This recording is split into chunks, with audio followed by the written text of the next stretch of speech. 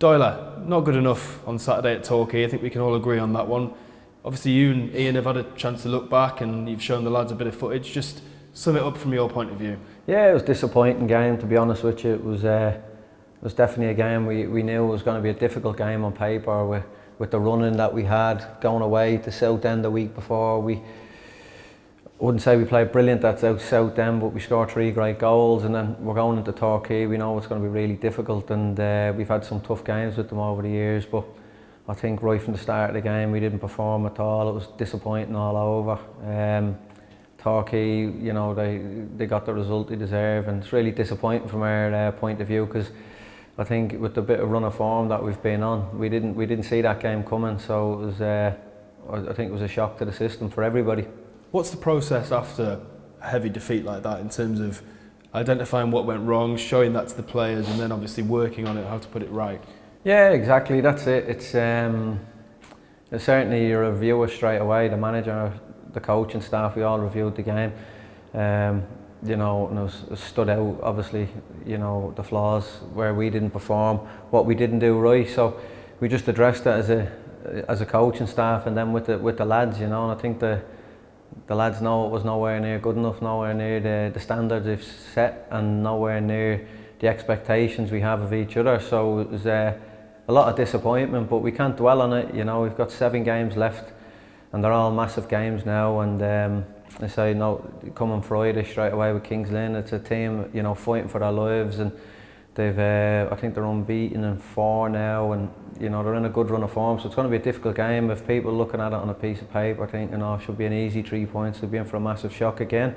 So what's been on the agenda on the training ground, Doyle? You've had 2 solid sessions behind you. What's been going on this week? Yeah, as I say, we're just reviewing the game, you know, at the same time as reviewing, looking to what's coming and what's, you know, what we're going to be playing against. So just trying to move on, really. Say, working on a few things today that we probably didn't do right the weekend. I do think, you know, looking back on the weekend's game, if we are the team that's going to make the playoffs, that's the type of atmosphere, in the sense that the Torquay fans, you know, they created a great atmosphere. The team backed it up, you know, full of energy, loads of running, got about us, won a lot of second balls and things like that, you know, and we didn't compete in them areas.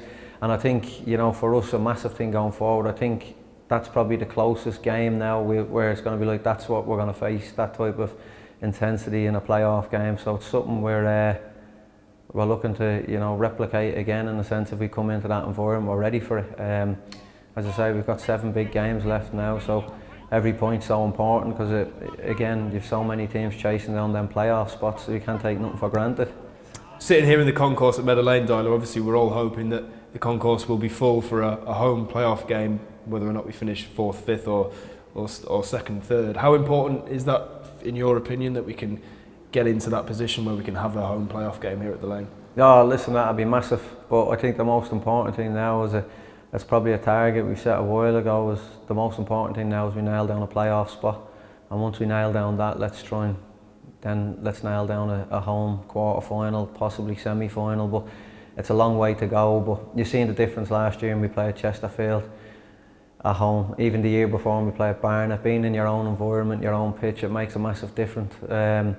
Last year at Chesterfield was a brilliant day, and you know, we went down early, and we went the goal down, and it was going to be against a very tough team. But again, you see the difference having the fans and the crowd there. It makes a massive difference as players, especially in big games when they're driving you on. And we managed to come out on top. And then on the other side of it, going down to Torquay in the semi-final with no fans, you know, it worked massively for them as well. So we know how big of an effect it can have on the game, just having a home tie. You know, as I say, hopefully the target is now to nail down a playoff spot, and then the next target then will be trying to nail down a home quarter-final, possible semi-final, which would be, I think, it'll be a massive advantage for any of the teams, especially with one leg's in the playoffs. I think it's all the advantage is to the teams that finish higher up the league, and maybe that's a big thing in the football league. I always found there's a lot of teams, you know, they finish 6th in the league and they end up coming up through the playoffs because of the 2 legs.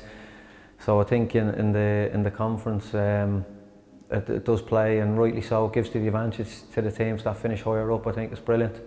Coming to the end of your first season in a coaching role, obviously you've been massive part of the philosophy that we've tried to build on this year, and been a lot of fantastic performances, a lot of challenging moments as well, performance related, and luck of the draw sometimes with injuries and illness. Just how much have you learnt this year, and just how much you enjoying the role here at Notts?